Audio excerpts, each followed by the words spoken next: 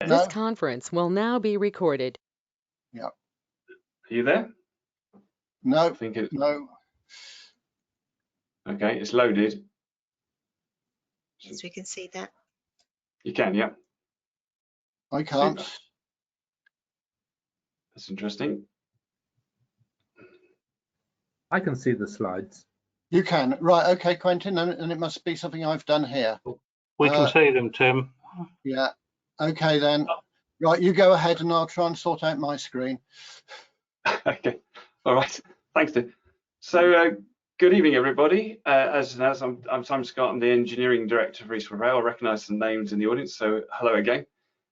Today, we're going to take you through four things. The first one is, for those of you who don't know, what is East West Rail? A bit of detail for those who do know. Second is, what are the challenges facing us? And actually, like always, that's the opportunities as well. Third is, so how does East West Rail Company, of whom I'm the Engineering Director for, how do we fit into this major scheme? And finally, I'll give you an update on delivery, and hopefully I'll leave quite a bit of time for questions and answers so we can have a really good session on that. Okay, so what is East West Rail? East West Rail is a new rail link connecting communities between Oxford and Cambridge. Not quite that new. In the up to the late 60s, there was a connection between Oxford and Cambridge, but Beecham report recommended it was cut. But actually, British Rail shut sections of it in the late 60s because it just wasn't economically viable. So why East West Rail now? Why are we reconnecting it? So the corridor between Oxford and Cambridge is one of the most economic viable areas of the UK, particularly at the moment with COVID. It's a positive GDP contributor. But when the National Infrastructure Commission did a review of it and its opportunity, it realised it was limited by its growth by the housing, suitable housing actually, and the connectivity between east and west. And the graph below really shows you what we mean by that. So the fastest you can do it is 2 hours 10, 2 hours 15 at best with traffic, probably a whole lot more. Train, as you know, is either up to Birmingham or down to London to get between the two, and coach, of course, is always going to be longer. So whilst this isn't about high speed, that's not what we're after. We're talking about an hour and a half. It's about connecting the communities in Oxford and Cambridge together. England's economic heartland have in their draft transport strategy called us a transformational infrastructure. And we've put this in because it's not really just about the railway, it's the way the railway connects with the local communities, the last and first mile journeys, that then creates the economic powerhouse that you need for the kind of regeneration that corridor needs. Now, this slide is pre-COVID, and I'll just come back to COVID at the end of it, so bear with me on this. So to start with, we're about connectivity. We're not about high capacity railway. So what we're trying to do is reduce those travel times, which gives more time up for people to do high value productivity and innovation. Now, I know on a train you can do work, but actually we probably from COVID, we know we need to get people together again for them to generate the really high value time. So that will bring people back together again. And of course, if we got people closer together, they're not needing to pay out for those costly commuting tickets. And so the wages don't have to be so high. That takes the cost pressure off the firm. Obviously, by reducing those commuter times, we increase the labour supply market for the firms. And from the commuter's point of view, actually, they get more time back for themselves. And I'd actually, although this talks about work or leisure, it's probably mental and health and well-being these days. That's the most important part. And then the leisure bit is part of that equation. So those three are really affected by COVID. We've got nothing official, there's no fix. We estimate, and we've heard from some of the train companies, that it's about 10 years before we get back to pre-COVID levels. But fortunately, our business case isn't based on capacity, it's based on connectivity. And the key one is this bottom statement, which is actually the more you bring firms together in real time in terms of the distance between them and the time it takes, the more economic activity you can create. Hence going back to England's economic heartland statement about us being a transformational infrastructure. So we put some of the challenges on the first slide. It's actually some of the opportunities. We like to think that way. One of the reasons I joined East West Rail is we put the customer first. every single day. And that sounds glib to say that, but just to give you an example, when I open my laptop every morning, everyone sees on the desktop background our customer vision every single day. So we are absolutely about putting the customer first. And of course, as not a high capacity railway, that's probably a real opportunity for us. But we can do things different as well. We are integrating both the rolling stock and the infrastructure. We're one of the first to look at that. Transport Wales has been doing it. We're also looking at it as well. How we bring it together? How can we optimize the systems of systems, the architecture of the railway, so that we can meet those outcomes? And that means we can push back on standards that then inhibit value and really innovate in that process. Of course, the digital railway program started off the digitalization of the railway. The train operating companies have been doing the same in the ticketing area. We're going to also embrace that and see if we can do that in an integrated way. Government's committed us legally to net zero carbon by 2050, but why wouldn't you do it anyway? Why do we need legal to do that? The damage we've done as a world to our planet needs to be recovered, and so in our outcome bucket of objectives is to create a net zero carbon railway. I think what we're aiming towards is actually a community, so we'll work with the communities around the railway to create this effect. We're also passing through some quite rural and nature rich is probably the right phrase, land, and so we've got a real tough target on us, which is a 10% net positive biodiversity gain. Now we've not formally committed to that in the business case yet, but we're working through the process to see if we can achieve that. That's how serious we are about it. Now, going north, and someone's going to tell me otherwise, but I think if you go north of London, this will be the first railway that goes east to west, mainline, I should say, mainline railway.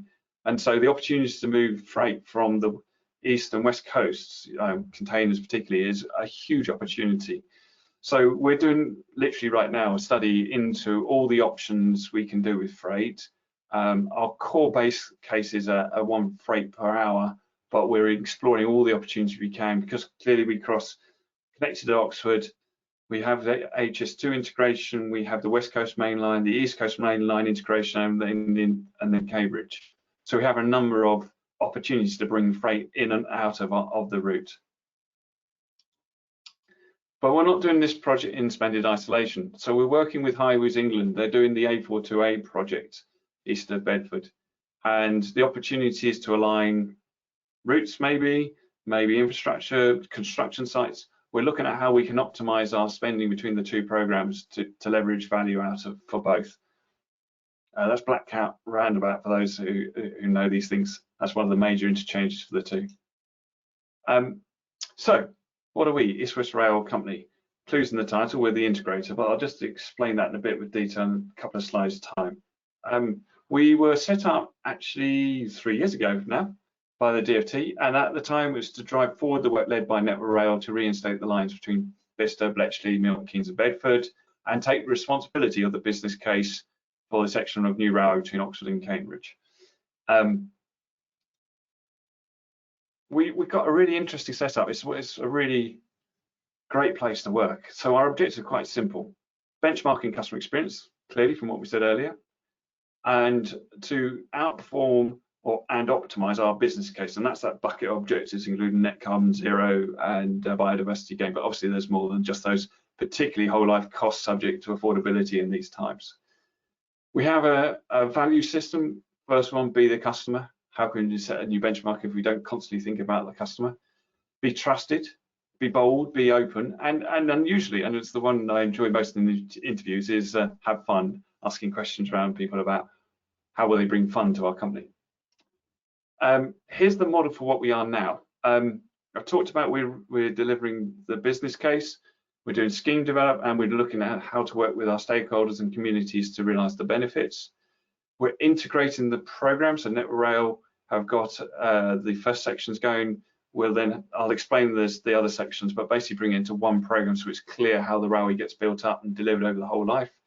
We have 3 entry into service points, and I'll go into those in a bit more detail later on. And we're bringing the infrastructure and operations together to the point that there is a likelihood that we'll maintain and operate parts of the railway at least in the future. So with a single controlling mind, single point of accountability, for those who know Project 13, it very much matches that model. And of course, you can't do any of that without any the business services to support that. I said we're about the community, and this is the most engaging bit we're in right now, which is understanding how we thread this railway through the landscape, through people's lives and communities, to return the benefits to them, but to do it in the most effective way for all parties concerned. So one of the first things we've done is set up this East West Rail Community Hub. It's a online space really where we want to share ideas and thoughts between us. We've got tools in there like polls and surveys and ideas. It's linked to the East West Rail website.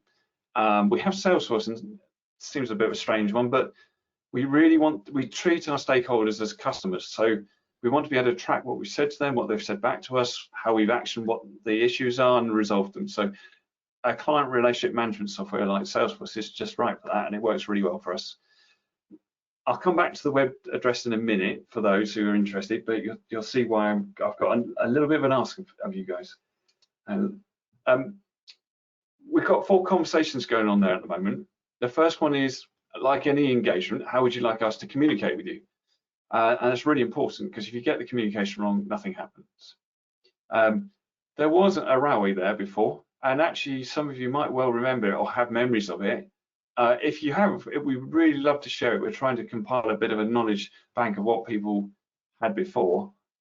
For those who have tried to travel that, we're asking people to fill out a survey, that just so we understand what the experience is like now, so we can get any tips and ideas practically about how to improve the experience. And in there is a question and answer session on Bedford to Cambridge preferred route option. I'll come back to what that is in a minute. So if you want to contribute to any of those, it's communityhub.eastwestrail.co.uk. So I'd said I'd update you where we are. Some of it's already complete. Network Rail put in a kilometre of track back in 2016 between Bicester Town Station, which is now Bicester Village Station, to Oxford via the Chiltern Main Line, and in effect enabled Chiltern Railway services to run between Oxford and London. Here's a picture of the new station, just so you can see it. There it is in all its glory. Where we are right now is the Bicester to Bletchley. The government in the spending review 2 weeks ago committed to this, and so we're right in the progress of this, and that's basically about the old line. This is actually following the old line along here.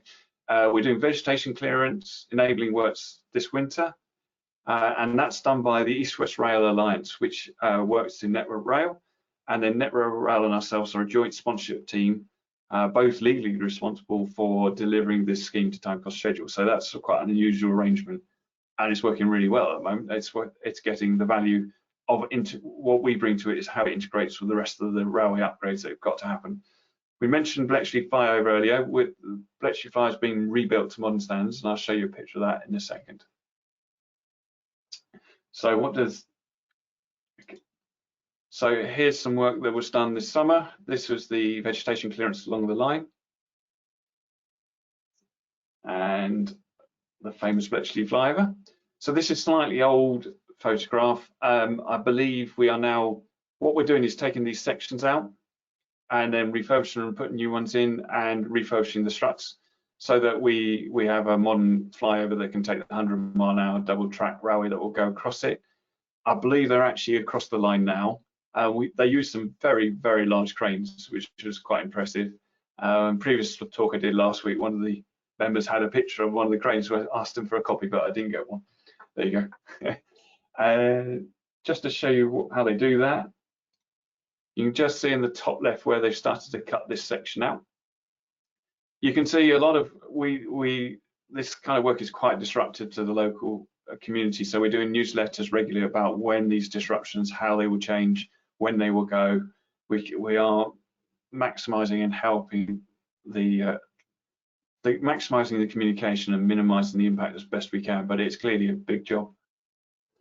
So that was up to Bletchley. The next part is from Bletchley Bedford, which is a wonderful railway line. It's got the Viva Rail underground trains, converted underground trains running up and down there, community rail partnership. It's really valued by the local community. Now, we need to upgrade it to a double track 100-mile-an-hour railway. So we're working with those partnerships and the parish councils and the local community to work out how we maximise the benefit for everyone in that area at this stage. And as you can see from this next slide, clearly this kind of work to get the customer experience to a level. And here you can see it's single track, and we'll need to make that into double track. So the final bit, which is the new bit, and I'll go into this a bit of detail, is from Bedford to Cambridge. Now, this doesn't follow the existing railway. So when we did 5 route options. If you imagine other corridors, those who are not familiar with the terminology, it's basically corridors. I'm picking one of the corridors.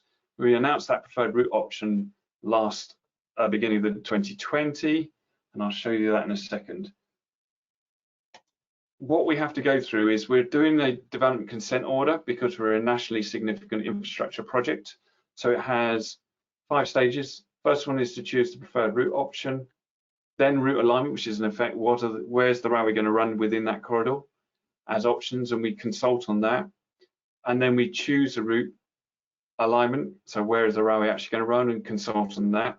Once we've done those 2 and got feedback, we submit an application to the Secretary of State. They make a decision after an examination by the Planning Inspectorate, and then we start construction. So these are our targeted timescales. I'll just take you through where we are with this. So we've clearly done the first one, and I said I'd show you what that corridor looks like. So it comes out of Bedford North, and it goes across the St Neots Sandy area, over to Camborne, and then comes down southeast and in via Cambridge from the south. So that's the preferred route option as it stands. Our stage and where we are now is we're working out the route alignment options within that corridor, and we'll come out next year for non-statutory public consultation on those route alignments. The way we do that assessment for those viable options is we have this set of assessment factors which we work out which options are viable. I won't go through them all. I think the ones I've just pointed out right now with where we are as an economy and the world is as an economy is the capital costs, operating costs, and overall affordability are obviously quite key. Clearly, we're going to do everything we can to get all the others up to the maximum spec we can, because this is still a 120-year railway. But nonetheless, we've got to work out effectively how we meet the government's constraints economically wise. To do that work, to do that assessment, we're doing a lot of surveys. So I'm reliably informed these are great crested newts. We're also doing habitat surveys into bats, rivers, all sorts of different areas. But we're also doing it outside of the corridor because some of the populations on the edge of the corridor are affected by it. So, for instance, the protected population of barbstell bats in the Wimpole area. Of course, it's not just above the ground. There's a lot of archaeology in the area. So we're doing a lot of archaeology surveys. There's 4 types of approach we're taking. I'm not an expert in this, but I do have some cheat notes to explain to you if you're interested. So one of the things we've done slightly innovatively is on that community hub, we've set this baseline map up. And what you can see if you look top right is these layers. What you can add is the layers for things like treble SI, ancient woodland, urban conurbations, and there's 10, 15 of these. I really recommend going on that site and just clicking all of the layers, and then realize threading this needle to work out these alignment options our engineering partner Arabs are having to do to work out these options, viable options, is an amazing feat. So it was quite an eye-opener for me to just realize how careful we've got to be to get through this landscape and satisfy all the environmental needs and the population needs and the business case. For those who don't know the DCO process, it's listed out here, but I'll just summarize the key aspect from our perspective, which is it's fixed in time. Unlike the TWAO and others, the statutory instruments, this is fixed. So it gives us a lot more confidence in delivering our entry into service points for the railway. So thank you for listening. I'll just summarise what you've heard tonight. So what is East West Rail? It's a rail link that's connecting Oxford to Cambridge to revitalise and add to the economy along the Oxford-Cambridge arc. The opportunities and challenges are we are customer experience focused by being an integrated rail, we have a lot of opportunities to realise value that perhaps traditionally aren't available in the rail industry. What is East West Rail Company? We are the integrator. We are the single controlling mind to ensure that the business case outcomes are achieved, working with the community. In terms of delivery, we've picked the single corridor, the route option, and we are now working on what the alignment is within that route option. Thank you for listening, and over to questions. Right. Thank you, Simon. It was an absolutely excellent talk and very interesting indeed.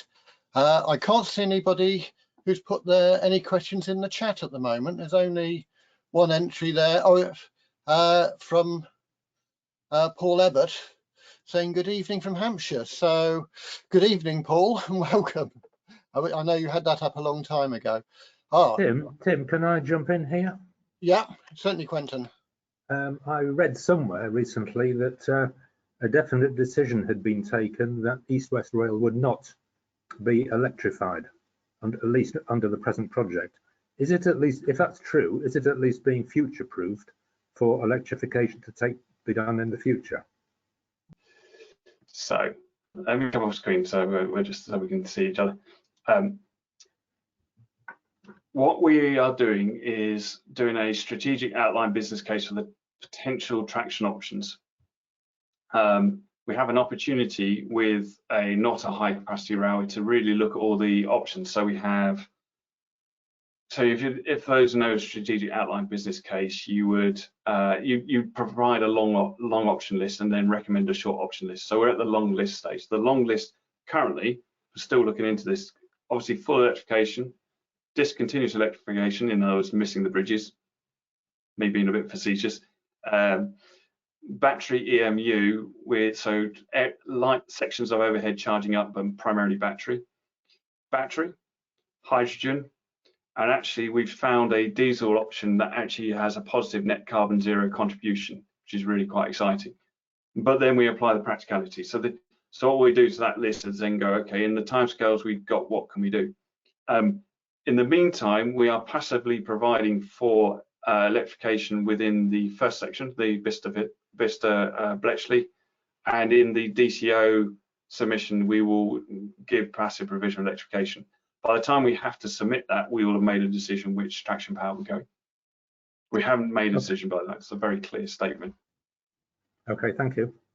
Okay. So, Stuart Corrie's got a question. Why was 100 miles an hour chosen for the speed? That's a really good question. It was part of what DFT told us, is the simple answer.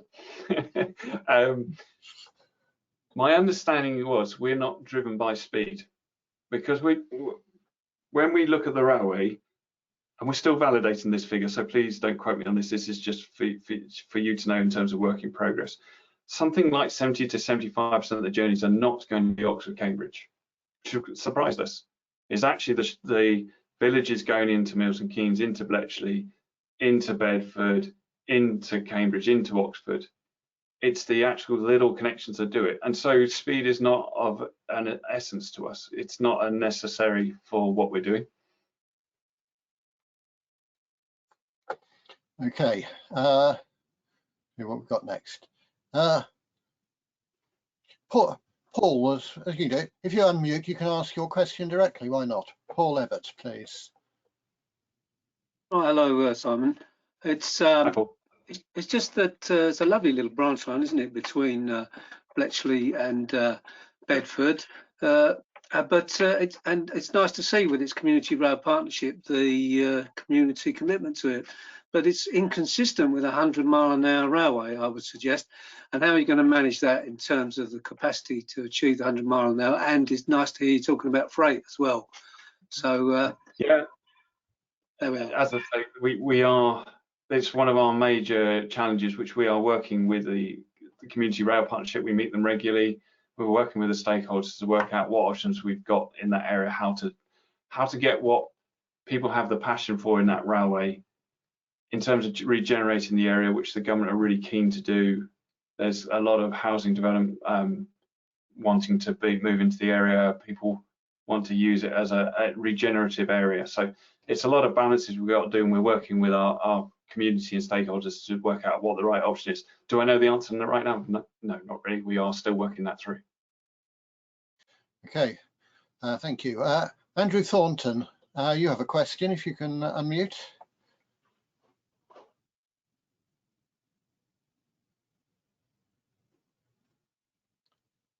Oh. Is he there? No, it's not there. No, he notes that you're leaving Bedford Midland Station to the north, well away from the previous route. Is there any reason particularly for this? Yes, so where we can, we're trying to keep grade separation so that we don't hit the main line. That's not entirely achievable, but it gives us, A, it minimises impact on Bedford itself, and B, gives us the ability to go through effectively. Right. Andy Jones, do you want to ask your question? Is he there? Yeah, that's it. Andy, you were talking earlier, and we could see your lips moving even though the microphone was on. Yeah, I can't hear you. He says, hello, Simon, anyway. How will East-West Rail trains run, East-West Rail trains be accommodated alongside the North-South at Bedford and Bletchley? So at Bletchley, we come over the flyover and we can carry on through. We basically we're going to have a Bletchley high level station. So in effect, we can carry on through, but we do need to come down because Bletchley is where we're going to have our depot. So there is a certain amount of work with Network Rail to make that work together. And Bedford, we've just touched upon, is the same approach. Yeah, so Bletchley, it'll be good to see the most expensive siding ever produced in the past actually in good use. So yeah. Like the Cemex one. John Hilliard asks, it would be interesting to understand any lessons learned from other DCOs that have been considered. Yeah, so it's not just DCOs. We're trying to gather as much lessons learned as we can. Crossrail, HS2, they're both producing for all where they are in their programs. They have done a lot of lessons learned work, so we've been actively engaging with them. DCOs, we have been talking to Highways England, like I mentioned in the presentation, the 428, to understand their lessons, and there got a number of people we've brought into the team who've run DCOs as well, and then Tideway as well we're working with as well. So we're one of the largest DCOs right now, which is quite exciting but quite challenging. So we're trying to get as many lessons learned as we can. It's early days to know what they are. In terms of legal advice, we've got our legal advisors basically worked on, that's renowned for doing DCO. So we brought in the right people for that, from my opinion. A quick question from me on this one on DCO, because I've been involved in TWAs a few times, and sure. Of course the TWA has set down standard clauses for railways. Yes. Are those being brought across for the DCO, or are your advisors? Do your advisors have a lot of railway experience with TWAs as well? Yeah. Or are you bringing across, or are you creating some new clauses yourself? That's a really good question, Tim. I don't know the answer to that, to be honest. I've not heard conversations in the ones I've been involved in where they've said that. Clearly, things can set precedents in law, can't they? So there will be, even if we don't bring them across, we're going to have to recognise them and show how we're handling it, just in case of challenge. I mean, we can grab a piece of paper. I will ask the question for you.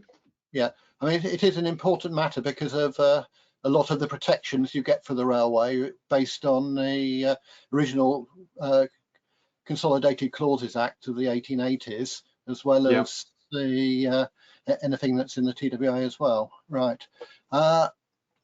Right. John Cronish says, is Bedford to Cambridge all at grade ballasted, or will there be proposed slab track? Not reached that point yet.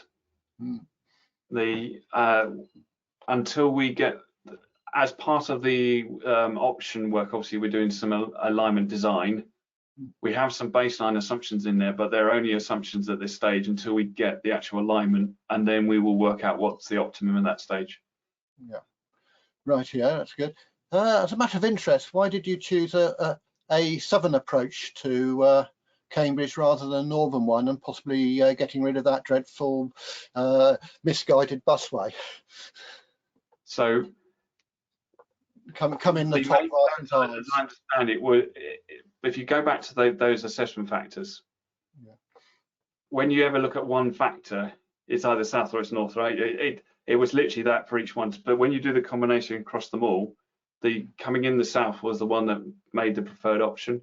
One of the great opportunities clearly is about how we connect into the Cambridge line itself, which is helpful, and in terms of impact on the conurbation, bear in mind the historical housing around Cambridge. If I remember correctly, it has the least impact from that point, but that wasn't the only factor. I must stress it was all those factors we went across. Yeah. No, I was thinking there's less traffic coming in from the north than there is from the south at the moment, so there might be a bit more capacity that way. Yeah, we have been asked to, some of the partnerships are asking us to reconsider the north, so it's an active discussion, put it that way. Right. Right, from Diaz Inma, passenger numbers have decreased, but freight is going up as passengers are shopping online. And this is a trend to stay and to go up. Capacity is not only in passengers, but in freight, and that should be the main source of funding, not necessarily the passenger train tickets. Have we taken this trend into account? Or is this trend projected to be a reality in the future? Have you looked at it? So I think that is way too early to even work that out. Mm-hmm. COVID is a what they call a disruptive event. It's an externality. It's disrupted all trends that were pre this year. So until we start to gather the data and understand how people are going to behave going forward, that's hard to predict. So I wouldn't want to comment on that. In terms of the long-term trend is people are starting to change their work behaviours. One of the things I'm adamant on, building the railway and people come, that assumption's dead. It's gone. So the reason we put customer experience first is we want people to travel and use the service. Now, our figures aren't based purely on commuters. It's based on leisure activity. It's based on business travel and potentially long distance if you think people trying to get from west to east coast and then go back up. So we're aiming at markets that don't hit that trend. A lot of that trend you're talking about will come through the commuting will be impacted, but it won't impact our demographics so heavily. It will have impact them. So we've got to be cost effective and create a compelling reason for people to use our railway. Yeah, right. One from John Steed. Mm-hmm. He wants to ask if it, I just disappeared there. In the worst case for the future, has consideration been given to modifying the expensive part of the project from Bedford to Cambridge by using the former Bedford to Hitchin and converting the new flyover at Hitchin to bidirectional? Stops at Bedford and Hitchin for reversal would also boost connectivity, I suppose, local traffic. Now, I think the answer is yes. Now, Ben, I've been here for 5 months, so I will go and ask the question. But my understanding is when we did the corridor assessment work, that was an area that was assessed, and the option we came through was the one that balanced the factors the best. Yeah. So I will ask though. That would shorten the length quite a bit by going down to Hitchin, I think is the point on that one, and then you use the Hitchin to Cambridge line. I know that viaduct there because I was instrumental in it going up. Right, Paul Ebbett. Surely your consideration for traction will be linked to Network Rail's strategy to contribute to achieving the 2050 zero carbon target. So the TDNS is being published and DFT are considering it. Yeah. To be precise. Yes, it does. However, the challenge we have, and I'll be blunt, is electrification is an expensive option. And so DFT and Treasury, whether they have the money to complete TD&S in all its entirety is what's trying to be worked out. It's the right approach, it's how we do it. One of the things I'm personally, so not necessarily East West Rail, but me personally, I would like to see the railways of the UK stop doing one solution. We should be able to take trains and convert them. So as the railway demands change, which they will, we're able to convert to more effective measures. So the ability to take down overhead lines and put them up, we should be looking at how we reduce the cost for changing our railway to meet our customers' demands. There's another advantage with that, which is technology. The battery technologies of today are going to be far greater in the future. We don't know how much, so we can't forecast it as easy as it should be. But nonetheless, when you start talking to the manufacturers, they are looking at how they create modular rolling stock so that you can change the tractive power. Now, that's a different world to where we are now, where we have to bang our box into one answer and see what happens, and we have to do these huge strategies. It's a big change, so it is personal, and I think the reality is for our timescales, we're going to have to align our tractive power into A, affordability, and then B, how do we bring it in and the timescales we've got. Right, thank you. Jim Wheeler has asked if East West Rail has taken on board the Network Rail decision to throw out grip and pick up the benefits of Project Speed. I think someone talks from the pain of that, I suspect, Jim. Most people do with grip.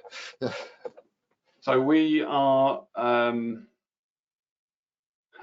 okay. So formally, we are about to talk to the DFT about the process we want to follow. Informally, we've compared a lot of different systems because actually this is one of our big opportunities, right? As an integrated railway, we don't need to use the rails processes per se, and the processes that are coming out are similar to what Network Rail are thinking about because they are going to change grip out, aren't they? I think it's called PACE. So PACE, it is potential. I'm looking to hear more about that if they're doing that. Yeah, they are considering doing it. I don't think they've decided yet, but they are certainly considering it. Yeah, I know they do know the problems, some of the problems with grip. Right.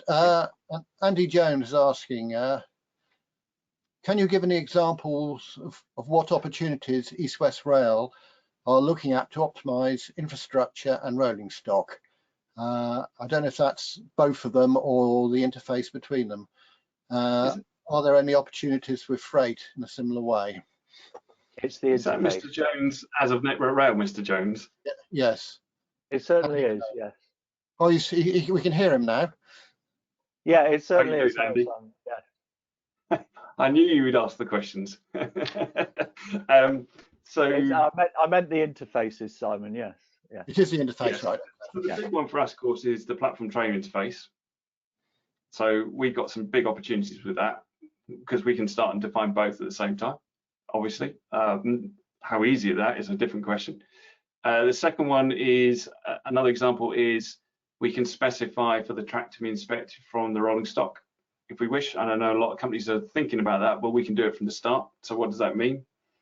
And the other one that I think probably is slightly different to what you were saying is what can we do with other data sets around the railway to understand our railway?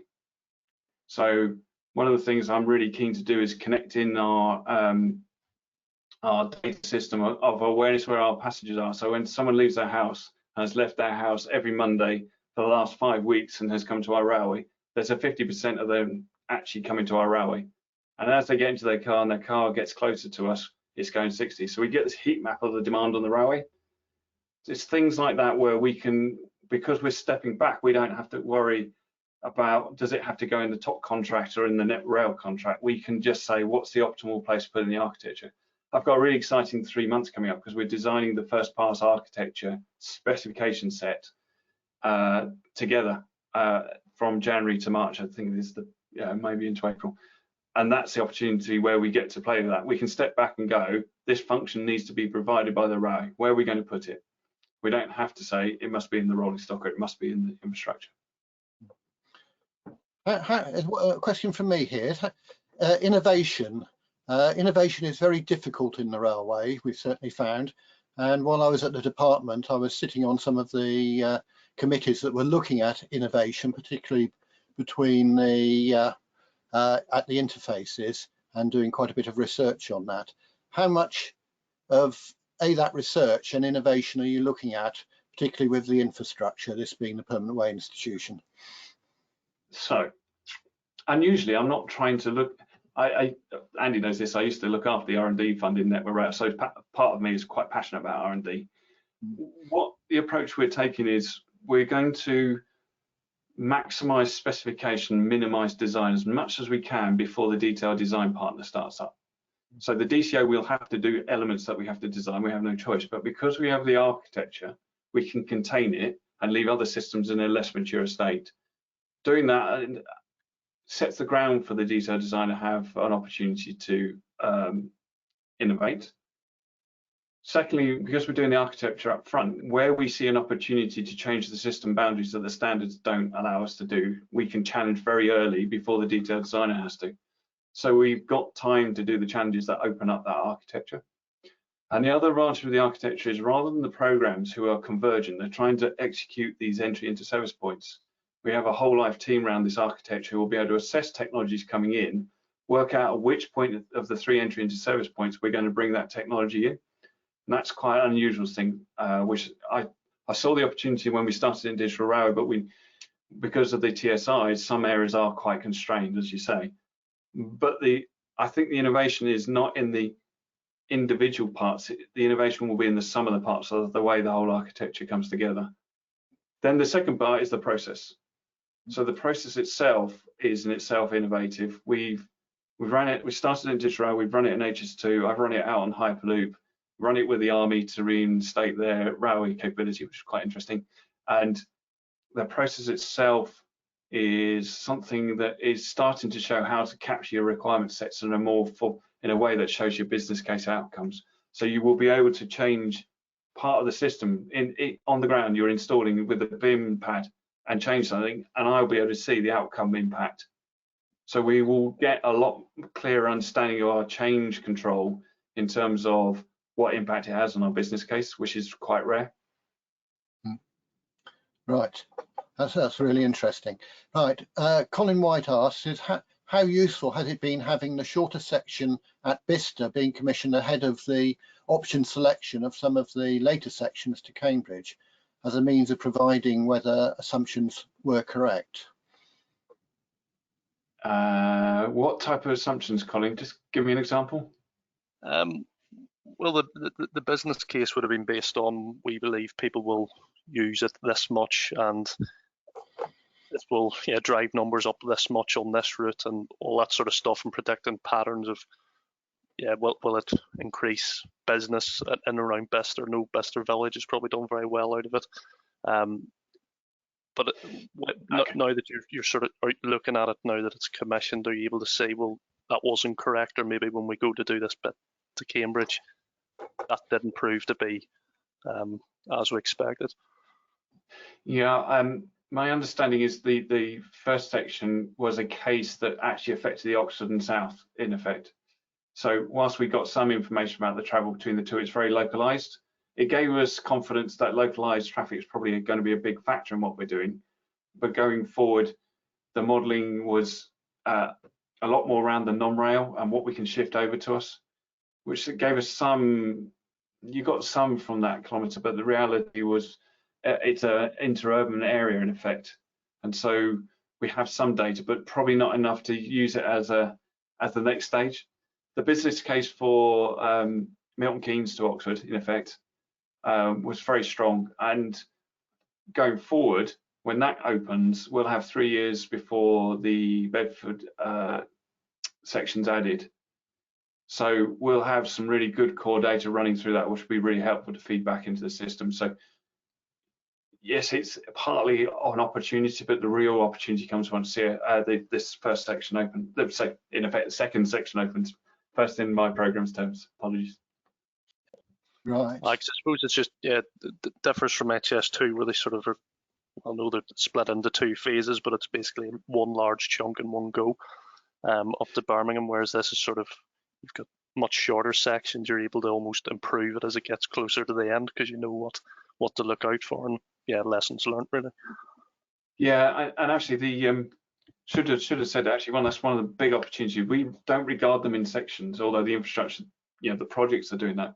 We regard it as Oxford to Milton Keynes is the first entry into service. Then we extend services to Bedford, and then we extend services to Cambridge.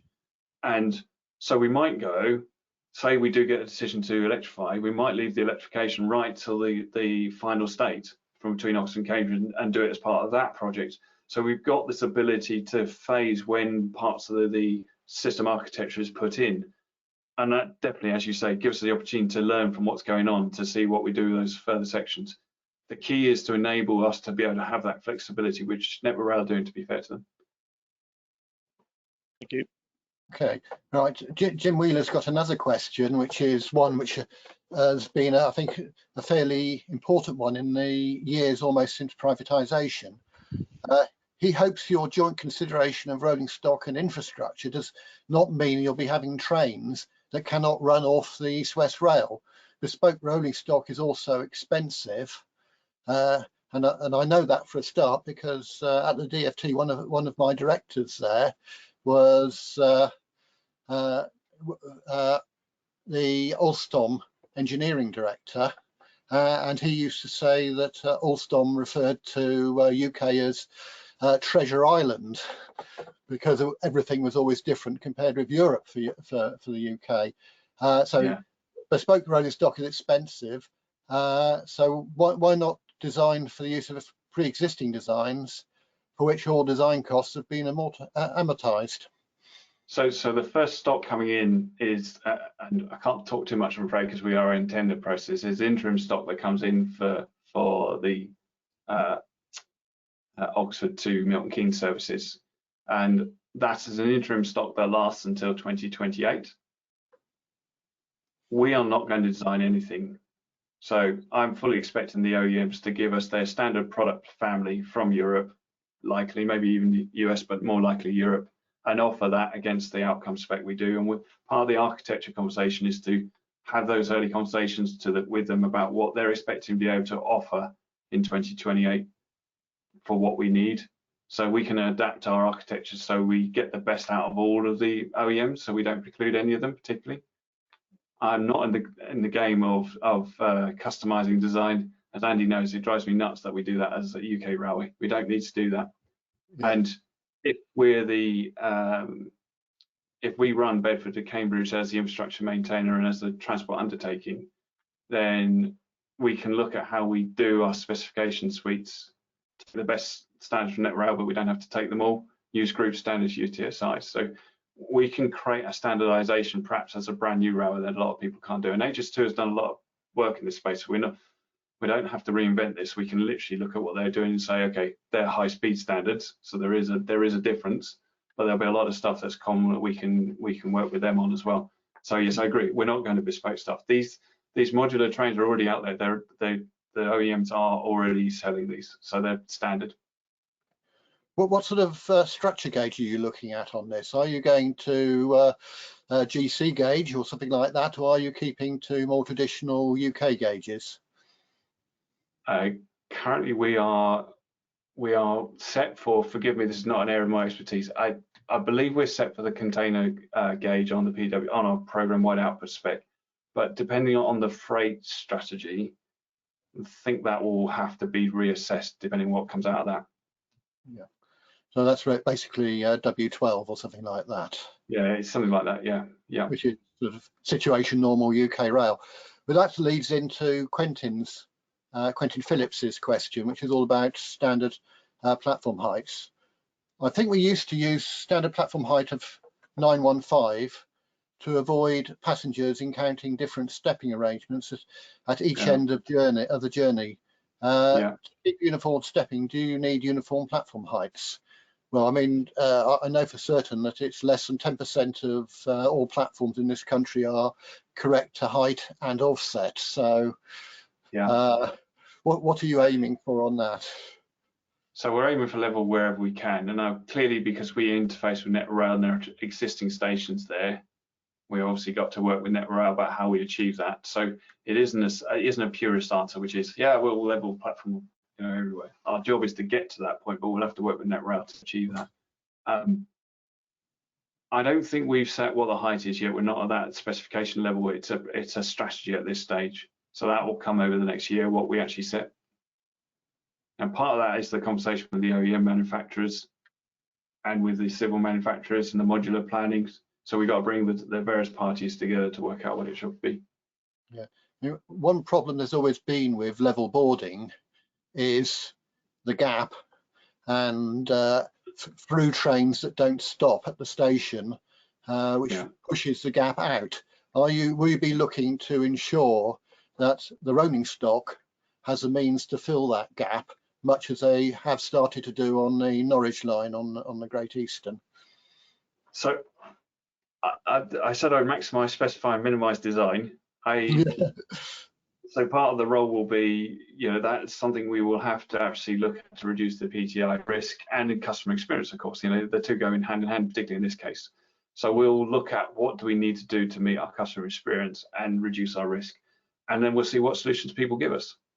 Because we have both sides in this case. So we actually can think about all sorts of different things, whereas you're limited if you're just looking at the rolling stock and you're limited if you just look at the platform. So we have got an opportunity in that space. I'm not going to presume what the answer is to that. Right. We seem to have run out of questions, which is reasonable amount of things there. So I think it just comes on me to actually give our thanks to you for a very interesting talk and a very engaging question and answer session.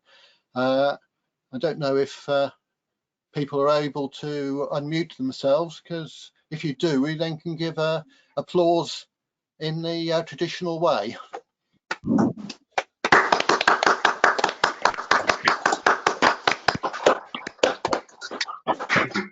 I really enjoyed that. Great questions, really great questions. Yeah, thank you very much indeed, Scott. It's been a very interesting meeting.